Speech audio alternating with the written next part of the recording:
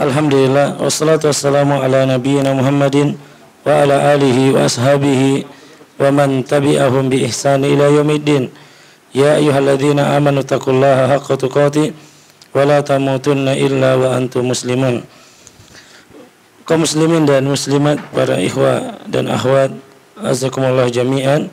Alhamdulillah, di malam hari ini kita bisa berkumpul kembali di Musalla Al-Kautsar THM untuk sama-sama mempelajari agama kita ini. Alhamdulillah, para ikhwah azakumullah jami'an, kita akan melanjutkan pelajaran kita pada malam hari ini, yaitu pembacaan kitab Syarhul Lum'atil I'tiqad, penjelasan bekal akidah Al-Hadi ila Sabilir Rasyad, yang menunjukkan kepada jalan petunjuk. Kaum muslimin dan muslimat yang dimuliakan Allah Subhanahu wa taala, pada pertemuan yang lalu telah kita masuk di dalam matan yang ke-23, yang mana Al-Imam Ibnu Qudamah rahimahullah taala dalam matannya yang ke-23 menyebutkan, wa nashhadu li asyrati bil jannah, kita bersaksi terhadap 10 orang yang telah dijanjikan diberikan kabar gembira dengan surga, kama syahidalahumun nabi, sebagaimana Nabi SAW telah mempersaksikan sahabat ini. Maka wa kullu man syahidalahu nabiyyu SAW bil jannati syahidna lahu biha, maka seluruh orang yang telah dipersaksikan oleh Nabi SAW dengan jannah, maka syahidna lahu biha, maka kita juga mempersaksikannya. Misalnya wal Hasan wal Husainu sayyidu syababi ahlil jannati, Hasan dan Husain adalah pemimpin pemuda di jannah. Wa qawlihi li Thabit ibnu Qais, dan ucapan beliau kepada Thabit, sahabat Thabit ibnu Qais, innahu min ahlil jannah, bahwa sungguhnya dia termasuk penduduk surga.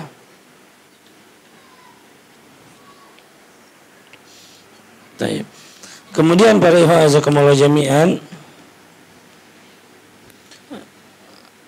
telah kita sebutkan juga pada pertemuan yang lalu, wajibuna nahwas sahabat, bagaimana kewajiban kita terhadap para sahabat Rasul sallallahu alaihi wasallam, yang telah kita ketahui bahwa Allah telah memuliakan mereka dengan mendengarkan, melihat, salat bersama Nabi sallallahu alaihi wasallam, dan menukil agama ini dari Nabi sallallahu alaihi wasallam. Tidak ada pun satu hadis yang kita dapatkan melainkan melalui jalannya para sahabat ridwanullahi alaihim ajmain. Dan telah kita sebutkan bahwa bagaimana kedudukan mereka yang sangat tinggi.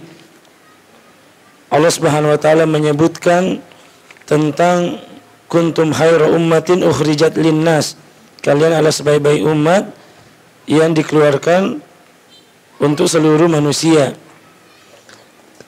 Kemudian telah kita juga sebutkan bagaimana Nabi SAW bersabda, khairun nasi qarni summal ladina yalunahum summal ladina yalunahum.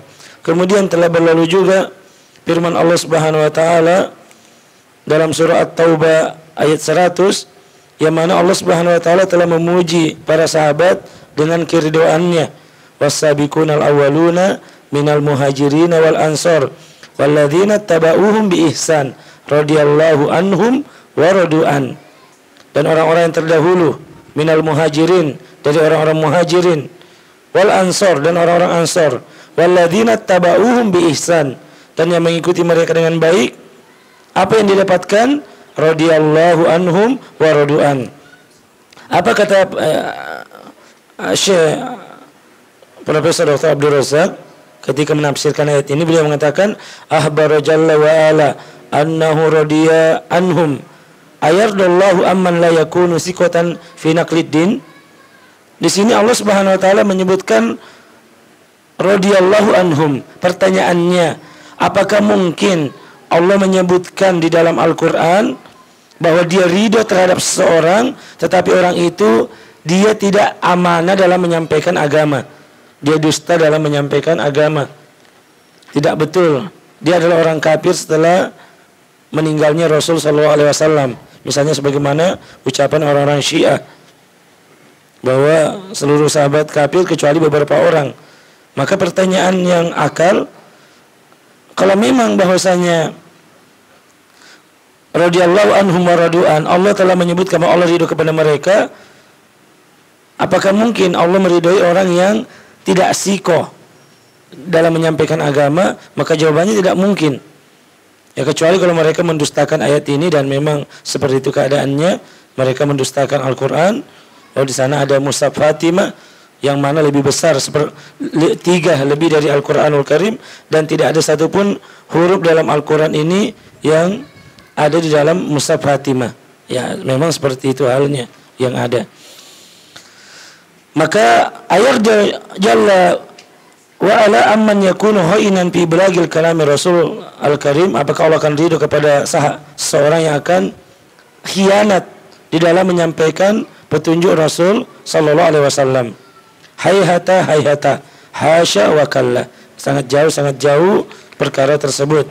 Radhiyallahu anhum li'annahum thiqatun udulun wa li'annahum a'immatul khiyar wa li'annahum muballighuna lidinihi ala atammi wajhin wa ahsani halin. Radhiyallahu anhum wa radu anhu. Dan bukan hanya satu ayat, di ayat lain surah Al-Fat ayat 18 Allah Subhanahu wa taala berfirman, laqad radhiyallahu anil mu'minin, sungguh Allah ridho kepada orang beriman. Kapan? Idh yubayyi'unaka tahta syajara, ketika mereka membaiat kamu di bawah pohon.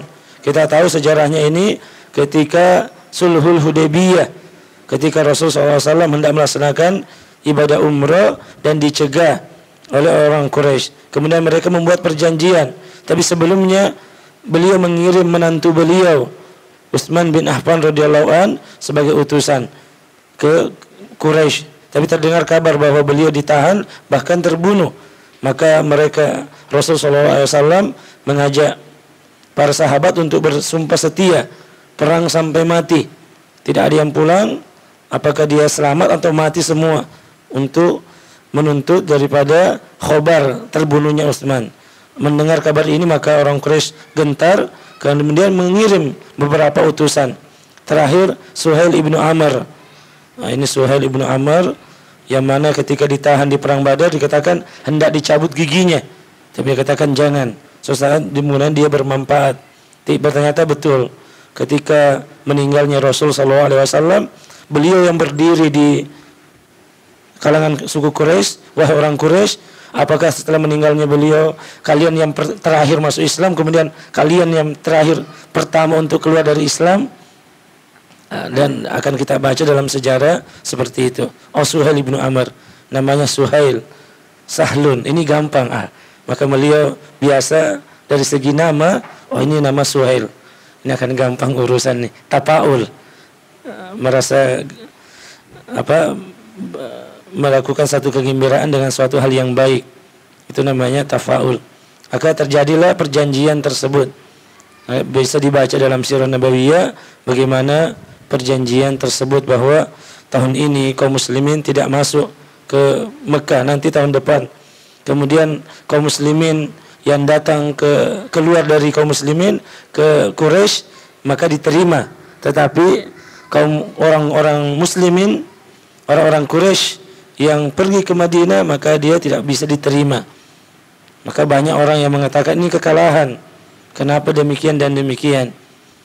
Tapi kita bisa tahu hikmahnya ketika membaca daripada sirah ini. Banyak sirah yang sangat bagus.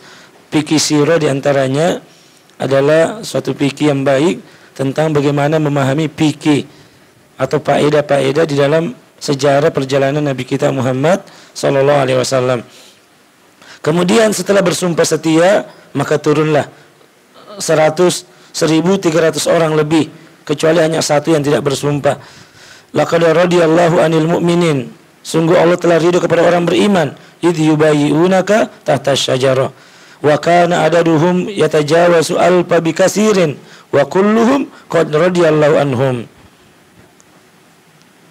Dan Allah, jumlah mereka adalah 1000 lebih dan semuanya Allah telah meridai mereka.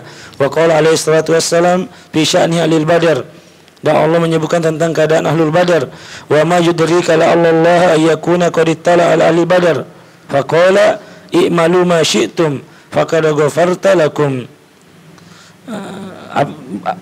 Apakah kamu tidak mengetahui bahwa Allah mengatakan kepada ahlul badar, lakukanlah sesukamu, sesungguhnya Allah telah mengampuni dosa-dosa para ahlul badar, orang yang ikut dalam perang Badar. Ini tentang hubungannya Khatib bin Balta, seorang sahabat yang sempat membocorkan rahasia Nabi SAW bahwa Nabi SAW hendak menyerang Makkah untuk Fathul Makkah. Kemudian ada seorang sahabat Khatib bin Balta, dan dia adalah termasuk Sahabiyul Badar, termasuk sahabat yang mengikuti perang Badar. Kemudian Rasulullah SAW mengutus Ali bin Abi Thalib dan sahabat yang lain, pergilah. Dia bersama dengan surat itu dibawa oleh seorang budak. Pas bertemu di jalan, didapat. Kemudian ditanya apakah ada surat, dia mengatakan tidak ada.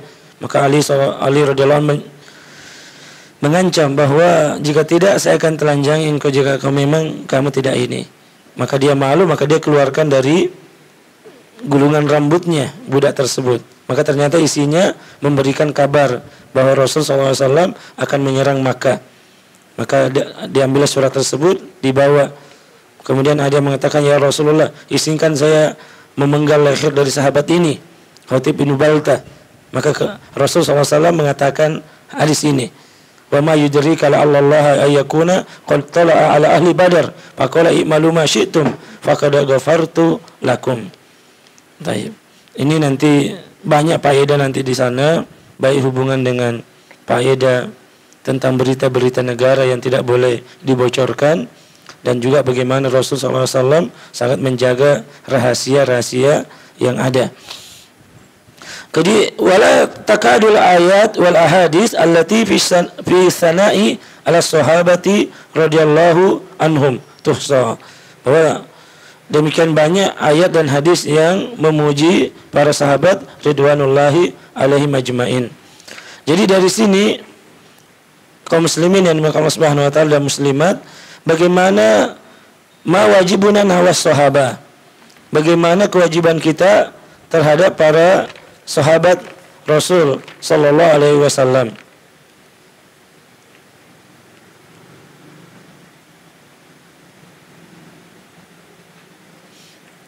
Mauqiful muslim tujahu as-sahabati radhiyallahu anhum. Bagaimana seorang muslim terhadap sikap mereka terhadap para sahabat.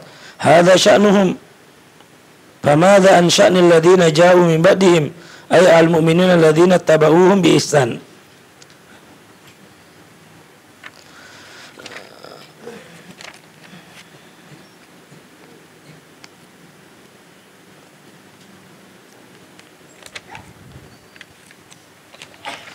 Para ikhwah azakumullah jami'an, yaquluna, ketika Allah Subhanahu wa taala menyebutkan ayat ini bahwa lil fuqara'il muhajirin alladzina ukhriju min diyarihim wa amwalihim yabtaguna fadlan minallahi wa ridwana wa yansuruna Allah wa rasulahu ulaika humus shadiqun. Dalam surah Al-Hasyr ayat ke-8 Allah Subhanahu wa taala menyebutkan tentang orang-orang muhajirin, lil fuqara'il muhajirin, untuk orang-orang fuqara dari kalangan muhajirin, alladzina ukhriju min diyarihim, yang mana mereka dikeluarkan dari negeri-negeri mereka, wa amwalihim, dirampas harta mereka, yabtaguna fadlan minallahi wa ridwana, mereka mencari keutamaan dari Allah dan mencari keridhaan Allah Subhanahu wa taala, wa yansuruna Allah wa rasulahu, dan mereka menolong Allah dan Rasulnya. Ulaika humus shadiqun. Mereka adalah orang-orang yang shadiq, yang jujur dalam keimanannya. Kemudian Allah menyebutkan tentang orang-orang Al-Ansar, walladzina tabawwa'ud dar wal iman min qablihim orang-orang yang berada di Madinah, yang mana mereka berada di negeri Madinah dan mereka memiliki keimanan. Yuhibbuna man hajara ilaihim. Mereka mencintai orang-orang yang berpindah ke negeri mereka.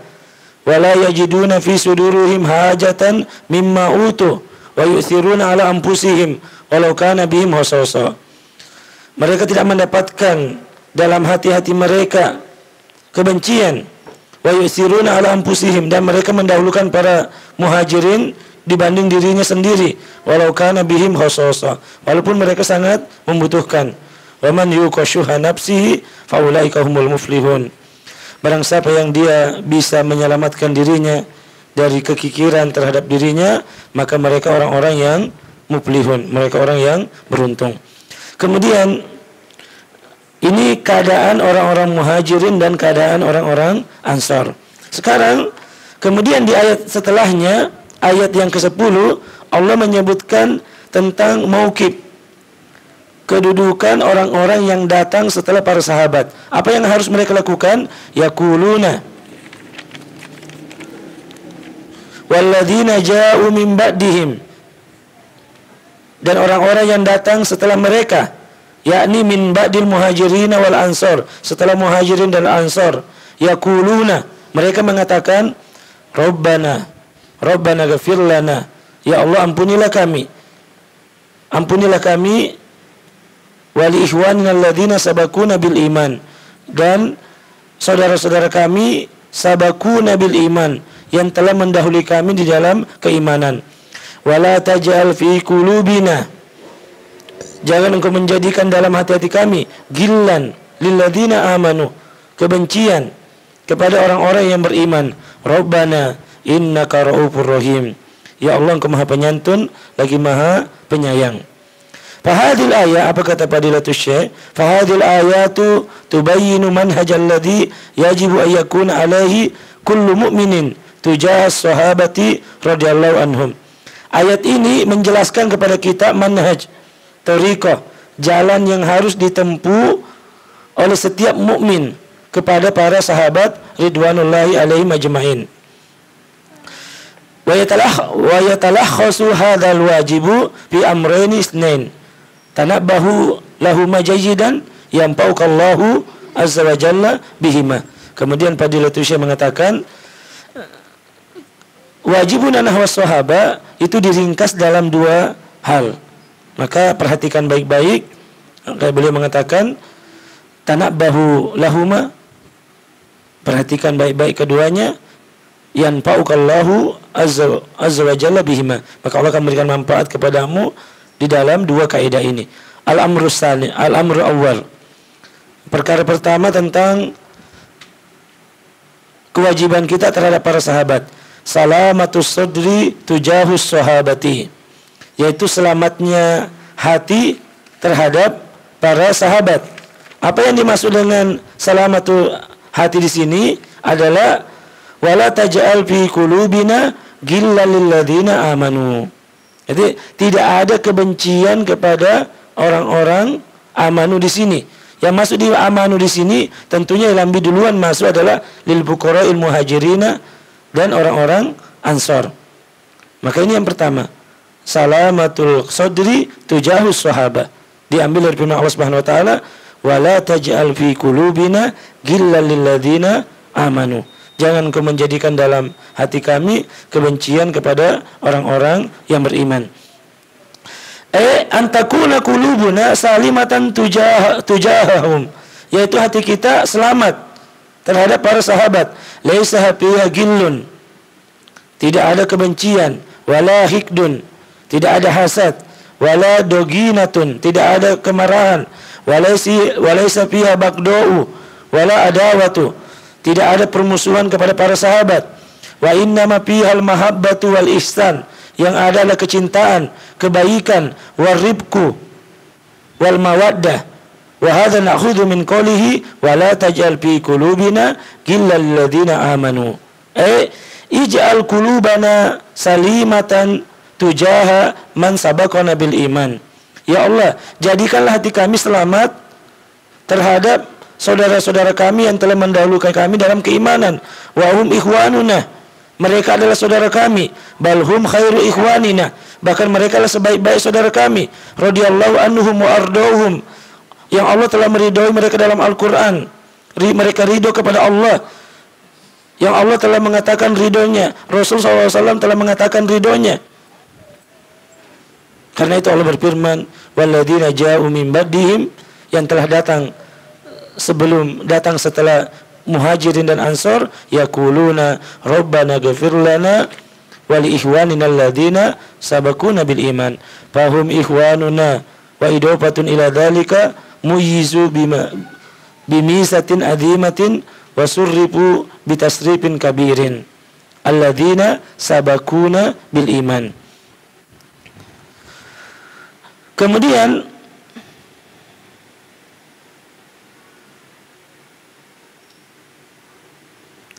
wa nahnu apa kata Fadilah Syekh tentang para sahabat itu, kita sekarang di qurni rabi asyar, kita di kurun yang abad ke-14.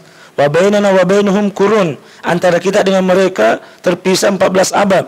Wa hum kanu ma'an nabi, mereka bersama Nabi. Min hina bu Isa, ketika Nabi mulai diutus, mereka bersama Abu Bakar As-Siddiq radhiyallahu an. Wa nasaruhu, mereka menolong Rasul SAW. Wa azzaruhu wa ayyaduhu, beliau mendukungnya. Wa kanu ma'ahu janban ila janbin, mereka bersama Nabi dalam satu sisi ke sisi yang lain, dari satu masa ke masa yang lain. Fa aina nahnu minhum, di mana kita dibanding para sahabat? Maka sabakuna bil iman, mereka telah mendahului kita dalam iman. Sabakuna binasriddin, mereka telah mendahului kita dalam menolong agama Allah. Sabakuna bi anna syarrafumullahu bisubatin nabihil karim, mereka mendahului kita karena mereka bisa bersahabat, hidup bersama dengan Nabi kita Muhammad sallallahu alaihi wasallam. Walihada tad'u lis-sahabati tadhakkaru sabiqatahum, karena itu jika kita menyebut nama sahabat, ingat tentang dahulunya mereka di dalam keimanan dan di dalam perjuangan mereka. Wa hadhihi lutfatun fi al-ayatil azimah, dan inilah suatu lutfah, suatu hal faedah yang indah dari ayat ini. Rabbana ghfir lana wa li ikhwanina alladzina sabaquna bil iman lahum haqqun 'alaika fi hadza as-sabiqil azim. Para sahabat memiliki keutamaan karena mereka terdahulu di dalam keimanan dan terdahulu di dalam kemuliaan. Na'rifu qadrahum istahdir sabiqatahum allati madahumullahu, maka hadirkan dalam hati kalian ketika menyebutkan nama sahabat Abu Hurairah radhiyallahu an, Ali bin Abi Thalib radhiyallahu an, Abu Bakar As-Siddiq, Umar bin Khattab radhiyallahu an, Utsman bin Affan radhiyallahu an. Istahdir, kata Fadilah Syekh, hadirkan dalam hati kalian bahwa mereka sabakuna bil iman, telah mendahului kita di dalam iman, mendahului kita di dalam menolong agama ini. Wa asna alaihim biha alladzina sabakuna bil iman. Jadi yang pertama ini kata Fadilah Syekh, wajibuna nahwa sahaba al-awwal salamatul qalbi tujahas sahaba. Tidak ada pencelaan kepada sahabat, tidak ada kebencian kepada sahabat, yang ada ucapan yang baik, radhiyallahu anhum. Wa hadza na'khudhu min qawlihi, dan ini kita ambil dari firman Allah Subhanahu wa taala, wala taj'al fi qulubina ghillan lil ladzina amanu. Jangan kau jadikan dalam hati kami ghillan, kebencian, rasa tidak senang, permusuhan kepada para sahabat. Yang anehnya, banyak ada suatu kaum yang mengatakan dirinya Islam, bahkan mengatakan dirinya sebagai Islam yang sebenarnya, tetapi malah melanggar ayat ini, bahkan menjadikan agamanya sebagai bentuk celaan kepada sahabat, termasuk di antara agamanya melaknat Abu Bakar As-Siddiq, melaknat Umar bin Khattab radhiyallahu an. Inilah Syiah laknatullah. Jadi ini jelas seperti ini. Mereka mengatakan Abu Bakar As-Siddiq dan Umar bin Khattab adalah ajibti wa taughut. Dan ini sudah dikeluarkan oleh Majelis Ulama, buku merah tentang hal tersebut. Maka sering ada Ada salah seorang syekh menyebutkan suatu kisah ketika ada orang Bahrain ada juga yang Syiah, 1-2 Syiah di sana. Ketika mereka pergi ziarah ke Masjid Nabawi, karena mereka juga pergi berhaji ke Masjid Nabawi. Kemudian ketika pergi, bahwa satu hal yang harus kita pahami, bahwa seorang ketika pergi berhaji, diantara bahwa pergi ke Madinah itu bukan rukun dari haji. Itu bukan rukun dari haji. Bahwa jangan sampai ada mengatakan ketika pergi haji, diantara rukunnya adalah pergi ke Madinah. Tetapi diantara anjurannya adalah ziarah ke Masjid Nabawi. Itu. Kemudian dia berziarah ke kuburan Rasulullah SAW. Kemudian dia melihat, loh, selama ini dalam doa mereka melaknat Abu Bakar radhiyallahu anhu dan Umar bin Khattab radhiyallahu an. Tapi ketika dia ke kuburannya, dia melihat tulisan, loh, kenapa bisa orang yang paling kafir di muka bumi ini, kata mereka, orang yang paling kafir di muka bumi ini dikubur bersama dengan orang yang paling mulia di muka bumi ini. Orang yang paling mulia Nabi kita Muhammad SAW. Bagaimana mungkin apabila dia ajibti at-tughut, orang yang kafir setelah meninggalnya Rasul SAW, dikuburkan antara orang beriman dengan orang kafir? Bagaimana mungkin Ali bin Abi Thalib, Bani Hashim, Bani Abdul Muthalib membiarkan orang yang paling mulia dikubur bersama dengan orang yang paling kafir menurut mereka? Nanti dia mengatakan, kami tidak punya kekuatan. Yang memegang kekuasaan di awal adalah Abu Bakar As-Siddiq, kemudian Umar bin Khattab, kemudian Utsman bin Affan. Kita katakan, siapa yang memegang kekuasaan setelah meninggalnya Utsman bin Affan? Ali bin Abi Thalib. Berapa tahun beliau memimpin? Kalau memang beliau tidak setuju bahwa orang yang paling mulia dikubur bersama dengan orang yang paling kafir menurut Syiah, yaitu Umar bin Khattab dan Abu Bakar As-Siddiq, tentu beliau bisa membongkarnya. Beliau punya kekuasaan, beliau khalifah, seandainya bisa. Tapi kenyataannya tidak demikian. Maka dia kaget dia. Dia minta kepada pembimbingnya itu, kenapa bisa? Tolong jelaskan ini. Kenapa bisa yang selama ini kita sholat, kita melaknat daripada Abu Bakar As-Siddiq dan Umar bin Khattab radhiyallahu an, dilaknat, tapi kenapa kuburannya berdekatan? Dia akalnya mulai, dia tidak terima itu. Kok bisa nih antara orang paling ini, orang paling kafir, dua orang paling kafir kata mereka, dikubur dengan Nabi SAW. Kalau secara akal tadi sudah terbantahkan. Kalau dia mengatakan tidak bisa karena zaman Abu Bakar As-Siddiq, di zaman Umar, di zaman Utsman, Ali radhiyallahu an, beliau menantu beliau adalah Ahlul Bait Rasulullah SAW. Beliau khalifah. Apakah tidak mungkin memindahkan, membuka dan sebagainya? Tapi itu tidak dilakukan. Berarti yang benar adalah mereka adalah para sahabat. Mereka adalah orang yang terkasihi. Ali bin Abi Thalib menghormati daripada Abu Bakar As-Siddiq dan Umar bin Khattab. Dan di antara satu anak Ali bin Abi Thalib radhiyallahu an dinikahi oleh Umar bin Khattab radhiyallahu an. Banyak sekali cerita-cerita tentang hal ini, tentang bagaimana membantah daripada Syiah. Aliran Syiah yang bernaung di bawah Ahlul Bait Nabi SAW. Kita mencintai Ahlul Bait. Bahkan di antara bentuk keimanan adalah kita senantiasa Allahumma salli ala Muhammad wa ala ali Muhammad. Dalam salawat kita senantiasa kita mendoakan Ahlul Bait Rasul SAW. Tapi ini yang terjadi. Golongan ini Syiah laknatullah alaihim, dia demikian mengkafirkan sahabat.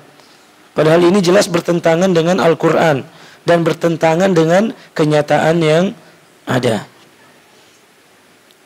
Barakallahu jami'an. Wal khoslatus tsaniyah, dan bagi kewajiban kita yang kedua terhadap para sahabat apa? Salamatul lisan. Kalau yang tadi adalah salamatus sodri, dengan apa doanya? Wala taj'al fi qulubina ghillan lil ladzina amanu. Hati selamat terhadap para sahabat. Kemudian yang kedua, salamatul lisan. Fala syabba wala fuhsya wala la'ana wala tu'ana. Tidak ada memaki, tidak ada melaknat, tidak ada ta'nun, tidak ada laknat. Wa innamad du'a, yang ada ketika menyebut nama sahabat ad-du'a, berdoa. Na'khudzu dzalika min qoulihi ta'ala. Kita mengambil hal tersebut dari firman Allah Subhanahu wa taala, yaquluna rabbana ghfir lana wa li ikhwanina alladzina sabaquna bil iman. Diambil dari firman Allah Subhanahu wa taala, rabbana ghfir lana, ya Allah ampunilah kami. Bukan hanya kami ya Allah, wa li ikhwanina alladzina sabaquna. Hal yut'inuna bihim, hal yaquna bi aradihim. Apakah doa ini melaknat sahabat? Apakah doa ini menjatuhkan kehormatan sahabat? Hasya wa kalla. Laisa hadza min sya'nil mu'min. Bukan ini daripada hal keadaan seorang mukmin. Bal sya'nuhum, tapi keadaan seorang mukmin terhadap sahabat apa? Sebagaimana Allah yang sebutkan, walladzina ja'u min ba'dihim yaquluna rabbana ghfir lana wa li ikhwanina alladzina sabaquna bil iman wa la taj'al fi qulubina ghillan lil ladzina amanu rabbana innaka ra'ufur rahim. Wa hadza yatalakhasu manhaju ahli iman tujahu sahabat. Ini adalah talkhis, ringkasan penting tentang manhaj ahli sunnah, manhaj orang-orang Islam terhadap para sahabat ridwanullahi alaihim ajmain. Fi nuktatain, apa tadi yang nukta yang pertama? Satu, pakai bahasa Indonesia aja kalau tidak bahasa Arabnya. Bagaimana wajibuna tujahus sahabat, kewajiban kita terhadap sahabat, diambil dari firman Allah Subhanahu wa taala surah Al-Hasyr ayat 10. Satu, salamatul qalbi, selamatnya hati dari kedengkian, benci kepada sahabat. Yang kedua, salamatul lisan, dari mencela, melaknat para sahabat ridwanullahi alaihim ajmain. Nabi SAW mengatakan, la tasubbu ashabi, jangan kau mencela sahabatku. Fawalladhi nafsi biyadihi law anfaqa ahadukum misla uhudin dhahaban ma balagha mudda ahadihim wala nasifa. Jangan engkau mencela sahabatku, demi zat dan jiwaku di tangannya, seandainya salah seorang di antara kalian berimpak dengan semisal gunung Uhud emas, tidak sampai satu mud dari mereka, tidak pula dari setengah mud. Kita tahu bahwa tingginya gunung Uhud itu sebelah utara Madinah ya, tingginya 350 meter, jaraknya 4 km, tingginya sekitar 350 meter daripada tingginya, lebarnya hampir 3 kilo ya. Jadi jangankan, kalau mampukah kita bersedekah dengan emas misalnya, walaupun kita bersedekah semesti gunung Uhud yang mana tingginya 350 meter, panjangnya 7 km itu gunung Uhud, tidak sama dengan walaupun hanya separuh ini.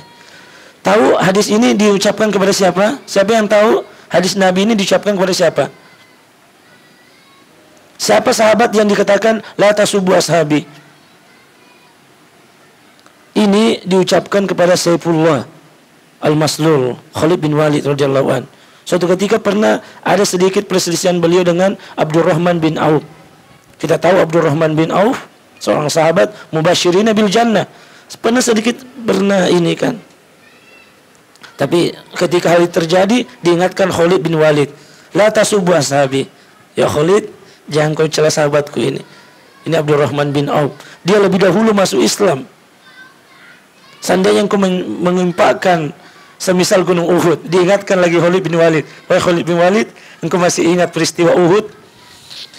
Yang mana saat itu engkau masih berperang bersama orang Quraisy memerangi kami. Seandainya engkau mati di sana, engkau mati dalam kekafiran, tapi Allah menyelamatkan engkau dari kematian di perang Uhud tersebut. Jika engkau mengimpakkan emas sebesar gunung Uhud, wahai Khalid. Jadi Rasulullah SAW mengingatkan Khalid bin Walid radhiyallahu an tentang peristiwa Uhud itu, karena dia pasti berkesan dalam dirinya. Sebesar itu kau impakkan emas, ma balagha mudda ahadihim wala nasifa. Tidak sama dengan satu mud yang ini kan. Lo anna ahada sahabat tasaddaqa bimuddin min ta'amin ala miskin wajita anta bimisli jabalin uhudin dhahaban wa hadha la yastati'u ahadun minna mahma balagha maluhu ayati bimisli jabalin uhud min dhahab yatasaddaqu bihi. Apa kata Rasulullah SAW? Seandainya ada sahabat yang bersedekah 1 mud kepada orang miskin, kemudian kita datang dengan emas semisal gunung Uhud, dan ini tidak mungkin di antara kita harta kita bisa semisal itu. Rubbama law ja'ahu min dhahab misla jabal Uhud lapatanahu wa aqbala alaihi wa asbaha sahihan bihi bakhilan. Bahkan boleh jadi kalau datang sebesar gunung Uhud, dia akan menjadi orang paling pelit di dunia. Lakin law furidu an ahadana indana min adh-dhahab mislu jabal Uhud tasaddaqa bihi ma balagha mudda ahadin min as-sahaba. Seandainya kita bisa bersedekah dengan sebanyak gunung itu, maka tidak akan sama dengan impaknya para sahabat. La tasubbu ashabi. Ini apakah ucapan la tasubbu ashabi ini ucapan manusia, ucapan ulama? Tidak. Hadza innama kalamu Rasulullah. Ini ucapan Rasul sallallahu alaihi wasallam. Yansahul ummati wa yuwazdhiruha minal wuku'i fi ahadin minas sahaba wa tanaqqusu li ahadin minhum ridwanullahi alaihim wa yubayyinuhu ila ma'rifati qadrihim wa makanatihim. Ini tentang kedudukan para sahabat, bagaimana kedudukan mereka dan bagaimana kemuliaan para sahabat.